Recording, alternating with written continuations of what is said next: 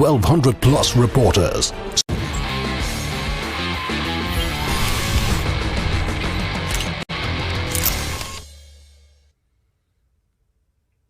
नमस्कार, कैमरा सब देखता है, मैं आपका स्वागत में राहुल ओझा आपके साथ।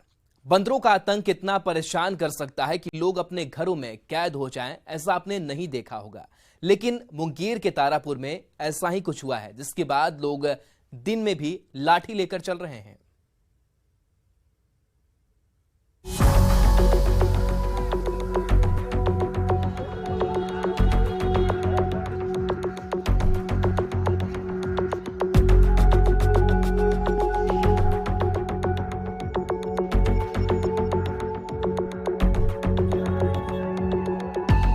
बंदर होते तो बहुत प्यारे हैं, लेकिन कुछ बंदर ऐसे होते हैं जिनके आतंक से लोगों का जनजीवन अस्त व्यस्त हो जाता है। मुंगेर के तारापुर बाजार में ऐसा ही नजारा रोज देखने को मिलता है। यहाँ के लोग बंदर के आतंक से इतने परेशान हैं कि उसे पकड़ने के लिए नालंदा से टीम बुलानी पड़ गई। मानसिक रूप से विक्षिप्त बंदर पिछले कई दिनों से 20 से अधिक लोगों को काटकर घायल कर चुका है। सभी घायलों का तारापुर अनुमंडल अस्पताल में इलाज जारी है।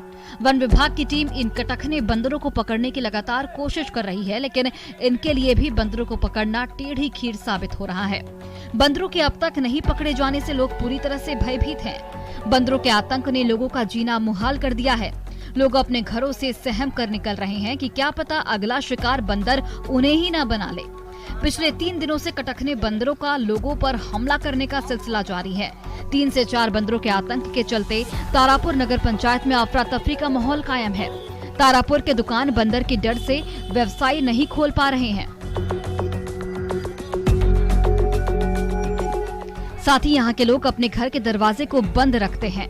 परेशानी की बात तो यह है कि बंदर तो बाहर खुली हवा में सांस ले रहे हैं, जबकि लोग अपने ही घरों में कैद होकर रह गए हैं। कैद होना लोगों की मजबूरी भी बन गई है। बंदरों से बचाव के लिए तारापुर में लोगों ने अपने ही घरों को पिंजरा बना दिया है, जबकि बंदरों के आतंक की वजह से ग्रामीण इलाकों में कई लोगों ने खेती तक करना छोड़ दिया है। तारापुर के परिजन अपने बच्चों को लेकर भी डरे हुए हैं। बच्चे स्कूल और कॉलेज जाते हैं, जिससे कभी भी यह बंदर उन पर हमला कर सकता है। बता दें कि बंदर किसी एक मोहल्ले में नहीं बल्कि आसपास 2 किलोमीटर के क्षेत्रफल में पहुंचकर लोगों को नोचकर या काटकर घायल कर रहे हैं। तारापुर में बंदरों के आतंक से परेशान लोगों की मांग पर नालंदा से वन विभाग की टीम बुलाई गई है, लेकिन वो भी बंदरों को पकड़ने में नाकाम साबित हो रही है। रेस्क्यू टीम बंदरों को पकड़ने के लिए सारी तरकीबें अपना रही है, लेकिन वो सफल नहीं हो पा रही है। जिन लोगों को बंदर ने घायल किया है, उनका कहना है कि अचानक बंदर कहां से आकर हमला कर देता है, इसका पता नहीं चल पाता और वो काफी बुरे तरीके से काटता है। कई लोग को काटा है और कई लोग को मतलब बहियाया भी है। घर में छोटा बच्चा है, वृद्ध लोग है। अगर इसका कोई निदान नहीं निकलता है तो रात में फिर किसी के ऊपर हमला कर सकता है। हम लोग थाना प्रभारी को बोले, SDO साहब को फोन करवाए। सर जो है होली के दिन से ही पागल हो गया, लगभग 2 आदमी को काट लिया और हम लोग प्रशासन को भी सूचित किए और कल से रात में जो है कोई से वहाँ का भी आदमी आया हुआ है, लेकिन उसको पकड़ने में नाकाम है। और अभी बंदर लोगों को घराशाही कर रहा है, काट रहा है, नोच रहा है, जिसे घर में घुस है, छोटा बच्चा है, सब लोग भयभीत है। और फॉरेस्टल भी आया तो उसका भी जो है हमको लगता है कि उससे कुछ होगा भी नहीं। वो शूटर गन लेके भी नहीं किया, वो नशा वाला भाग रहा है, उसको केला दे रहा है, केला भी नहीं खा रहा है, रोटी दे रहा है, वो भी नहीं खा रहा है। कुछ खाएगा तभी तो मान लिया केला में कुछ मिला के दिया, लेकिन केला वो खा ही नहीं रहा है, पूरा दांत किटा रहा है, एकदम लोगों को एकदम काटने के लिए बोला है। लगभग 3-4 रोज से बंदर परेशान किया जा रहा है, जिसमें कि 20-25 आदमी को नोच लिया गया है, हापक लिया गया है, जिसमें बहुत पेशेंट सीरियस है। इसमें कानून को भी सूचना दिया गया, थाना को भी, SDO को भी, सबको सूचना दिया गया है। वन विभाग से भी आदमी आ गया है, मगर कोई भी अभी तक कार्रवाई नहीं हो पाया। तारापुर अनुमंडल अस्पताल के चिकित्सा पदाधिकारी ने बताया कि यहाँ बंदर लोगों को 2 तरीके से घायल कर रहा है, जिसमें पहला तरीका नोचने का है और दूसरा तरीका गहराई से दांत काटने का है। आगे उन्होंने बताया कि इन दोनों तरीके से घायल करने पर पीड़ित को एंटी रेबीज वैक्सीन का 5 डोज चलाते हैं, जो घायल व्यक्ति को पहले दिन के अलावा तीसरे, 7वें, 14वें, 21वें और 28वें दिन तक डोज पड़ता है। यहाँ पर तो जब काट के आता है तो इसमें क्या है कि एंटी रेबीज वैक्सीन पड़ता है और जो भी जैसे सेकेंडरी बाइट होता है तो प्रॉपर ड्रेसिंग वगैरह करके एक एंटीबायोटिक वगैरह भी देते हैं हम लोग। लेकिन कहना है कि जैसे कि जो ओपन वुंड है उसको क्लोज नहीं करना है इसे। फिर भी जो ज़्यादा सेकेंडरी वाइट होता है, लैसरेटेड होता है, उसको वुंड रिपेयर करके फिर ड्रेसिंग करके उसका जो हम लोग 5 वाइल का डोज है उसको 0, 3, 7, 14 एंड 28 डेज के इंटरवल में हम लोग 5 वाइल उसमें एंटी रेबीज वैक्सीन देते हैं। बंदरों के आतंक को देखते हुए जिला प्रशासन ने लोगों से सतर्क रहने की अपील की है। वहीं लोग अपने बचाव के लिए हाथ में डंडा लेकर चल रहे हैं ताकि अचानक हुए हमले से बचा जा सके। बंदरों के दौड़ने से तारापुर में भगदड़ की स्थिति बन जाती है। न्यूज़ 18 के लिए मुंगेर से अरुण शर्मा की रिपोर्ट।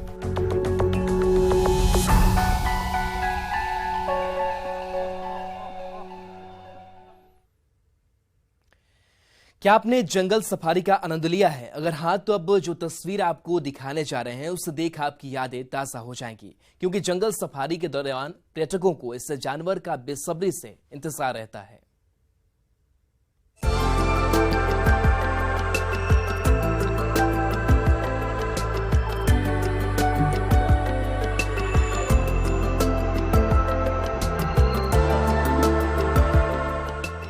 जंगल सफारी का आनंद तभी आता है जब बाघ या जंगल का राजा शेर दिखाई दे। पर्यटक टाइगर रिजर्व में जानवरों को देखने पहुंचते हैं, लेकिन जब बाघ और शेर सामने आते हैं तो जंगल सफारी का आनंद दोगुना हो जाता है। ऐसा ही कुछ नजारा मध्य प्रदेश के सिवनी पेंच टाइगर रिजर्व में देखने को मिला।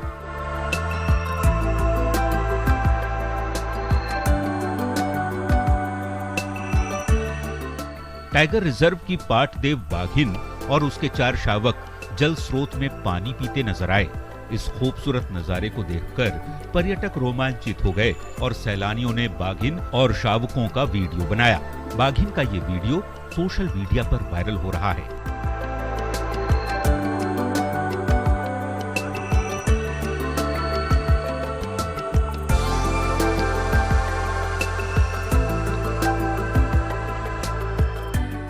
वीडियो में देखा जा सकता है शावक बड़े आराम से बाघिन के साथ पानी पीते हैं और फिर वापस लौट जाते हैं।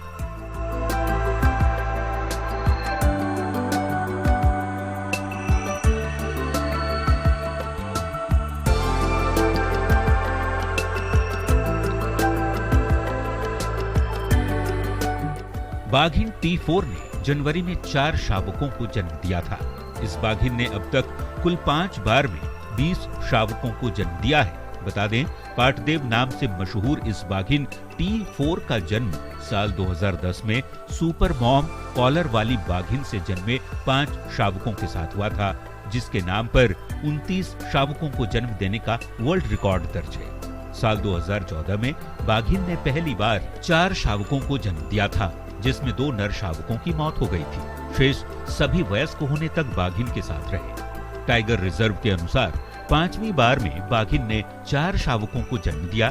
बाघिन अब तक 5 बार में 20 शावकों को जन्म दे चुकी है। टाइगर रिजर्व प्रबंधन ने बताया कि पर्यटन क्षेत्र में 3 बाघिन हैं जो अपने शावकों के साथ नजर आ रही हैं।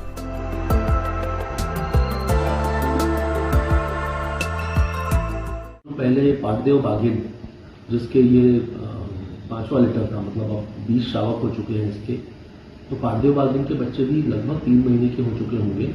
और पेंच की जो बाघिनें हैं और पेंच टाइगर रिजर्व ने एक बहुत स्थापित धारणा को गलत साबित किया है। वह यह है कि जो बाघ शावक होते हैं वो 6 महीने के होते होते आधे लगभग मर जाते हैं और साल भर पूरा होते होते और भी बचे हुए में से आधे मर जाते हैं। और हमारी पेंच की बाघिनें और लगभग उनके 100% शावक जीवित रहते हैं वयस्क होने तक। इसमें कर्मचारियों के द्वारा जो सुरक्षा के प्रयास किए जा रहे हैं उसका बहुत बड़ा योगदान है।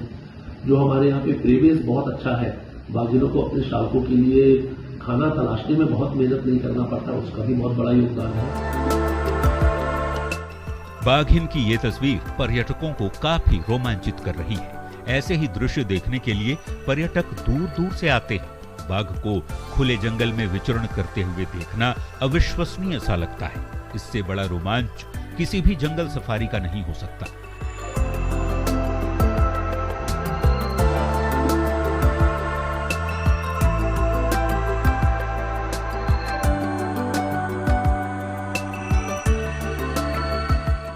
पेंच नेशनल पार्क के पाटदेव एरिया की बाघिन पहले भी कई बार शावकों के साथ सैलानियों को दिखाई दे चुकी है। पेंच पार्क की कॉलर वाली बाघिन की तरह ही पाटदेव बाघिन भी सैलानियों के बीच बेहद प्रसिद्ध हो चुकी है। 2 माह पहले भी पाटदेव बाघिन शावकों के साथ पेंच में कच्ची सड़क पार करते दिखाई दी थी। 45 सेकंड के इस वीडियो में बाघिन पानी पीने के बाद आराम से टहलती हुई जाती दिखाई दे रही है। वहीं सैलानी बिना आवाज किए शावकों के साथ बाघिन को देख रोमांचित हो रहे हैं। पिछले साल भी ये बाघिन नन्हे शावकों के साथ सैलानियों को दिखाई दी थी।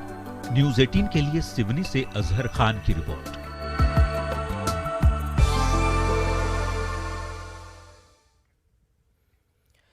मनोरंजन का एक साधन जो सबसे अलग है, यहाँ लोगों की भारी भीड़ देखी जाती है और वो है मौत का कुआं। लेकिन कभी कभी लोगों को रोमांचित कर रहे कलाकार अपना बैलेंस खो देते हैं, जिससे हादसे हो जाते हैं। ऐसी ही तस्वीर आई है झारखंड के गुमला से।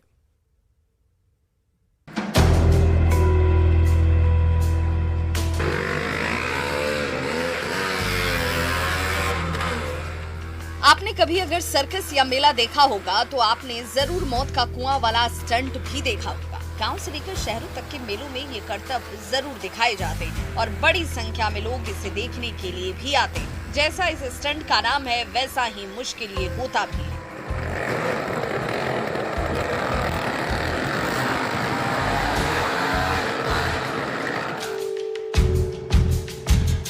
इस वक्त इसी करतब से जुड़ा हुआ एक वीडियो सामने आया, जिसे देखकर आपकी सांसें थम जाएंगी। ये तस्वीर गुमला से सामने आई, जहां सिसई प्रखंड के बाजार टाण में आयोजित फागुन मेले में सर्कस चल रहा है और उसी सर्कस में मौत का कुआं भी है, जहां बाइक और कार के जरिए स्टंट दिखाए जा रहे हैं। लेकिन इसी स्टंट में ऐसा हादसा हुआ कि सबके सांसें ही थम गईं।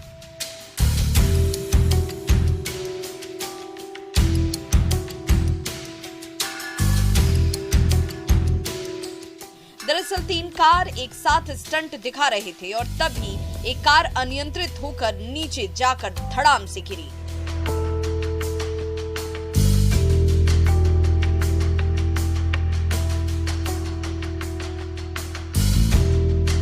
उस कार पर सवार को गिरता देख दूसरे कार चालकों ने भी अपनी गाड़ी रोक दी और अपने साथी का हाल जानने पहुंच गए। कुछ देर तक अफरा तफरी मची रही और ऊपर से देख रहे दर्शक भी स्टंट मैन की स्थिति जानना चाह रहे थे। तभी कुछ देर बाद वो कार से निकलता दिखा। स्टंट मैन को देख साथियों ने राहत की सांस ली।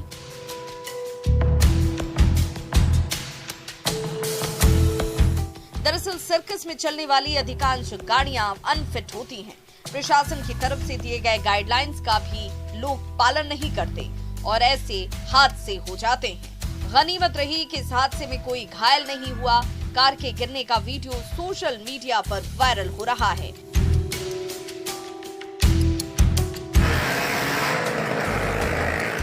वहीं खेल में हो रही सुरक्षा चूक की चर्चा भी हो रही है। ये खेल काफी खतरनाक होता है और इसीलिए इसे मौत का कुआं नाम दिया गया है।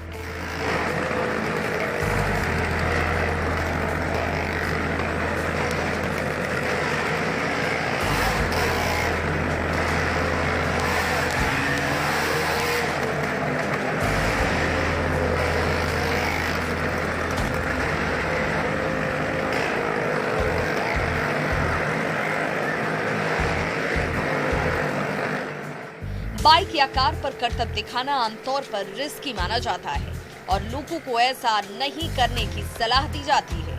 लेकिन वीडियो में आप स्टंट को परफॉर्म कर रहे शख्स को ऐसे कमाल करते हुए देखेंगे कि आप भी सन्न रह जाएंगे।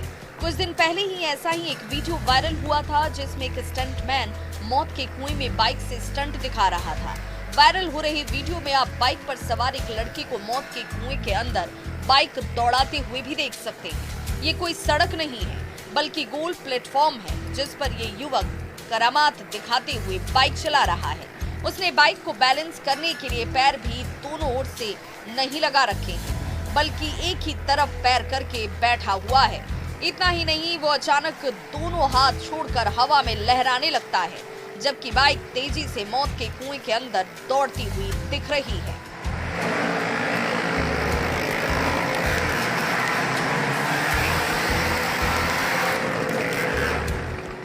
इस आदमी को बिल्कुल डर नहीं लग रहा, लेकिन देखने वालों की सांसें उसके मूव के साथ अटक रही हैं। आप भी इस खौफनाक स्टंट को देखकर हैरान होंगे, लेकिन चंद पैसों के लिए ऐसे शख्स कुछ भी कर गुजरते हैं। ये ही इनकी रोजी रोटी का जरिया है। ऐसे स्टंट हमें रोमांचित तो करते हैं, लेकिन इसके पीछे की कहानी काफी भावुक करने वाली होती है।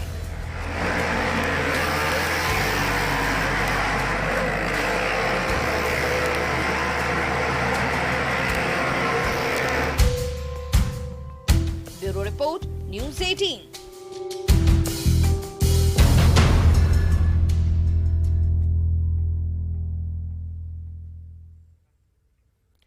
ब्रज की लठमार होली के पीछे राधा कृष्ण की कहानी जुड़ी है, लेकिन अब जो तस्वीरें आपको दिखाने जा रहे हैं उसके पीछे की कहानी महिलाओं से जुड़ी है।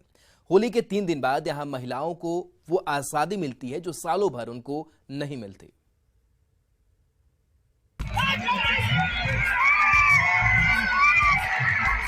महिलाएं लाठियां बरसा रही हैं।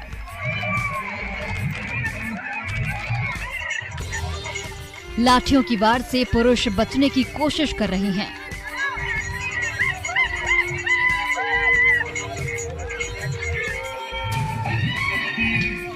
यहाँ न तो बवाल हो रहा है और न ही कोई झड़प। इस मार में प्यार है, संस्कारों की फुहार है, संस्कृति की गुंजार है।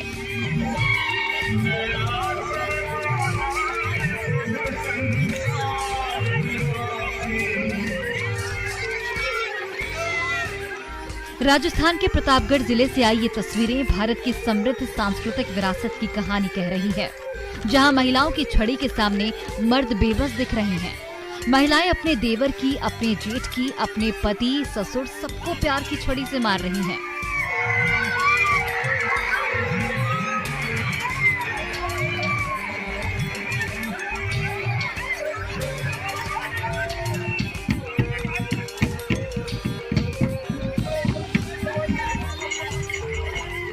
भला ऐसी मार कौन नहीं खाना चाहेगा।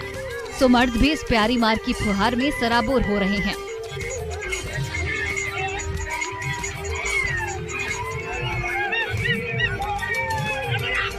होली के तीसरे दिन प्रतापगढ़ जिले के टांडा गांव में लठमार होली खेलने की परंपरा है। लबाना समाज सालों से इस परंपरा को निभा रहा है। आप देख सकते हैं कि कैसे महिलाएं लंबी लंबी लड़कियों से मर्दों की जमकर मरम्मत कर रही हैं। मर्दों को पीटने के इस खेल को ग्रामवासी अपनी बोली में नेजा या फिर लठमार होली कहते हैं। इस खेल में बड़े बुजुर्ग, युवा, महिलाएं सभी बड़े उत्साह के साथ भाग लेते हैं। इस खेल में महिलाओं का पूरा वर्चस्व रहता है, पूरी दादागिरी रहती है। साल भर अपने पति, ससुर या जेठ के कठोर अनुशासन में रहने वाली ये गांव की भोली भाली महिलाएं इस खेल का पूरा फायदा उठा रही हैं। खेल के मैदान में शेरनी की तरह दहाड़ रही हैं, पुरुषों की पूरी खबर ले रही हैं। एक तरह से नेजा के दिन ग्रामीण महिलाओं के लिए महिला दिवस या आजादी के दिन से कम नहीं होता। आज के दिन महिलाओं को पूरी छूट होती है। आज उन्हें कोई भी भला बुरा नहीं बोलता, उन्हें पूरी इज्जत दी जाती है। कोई भी महिलाओं से पिटकर उनके ऊपर हाथ नहीं उठाता है।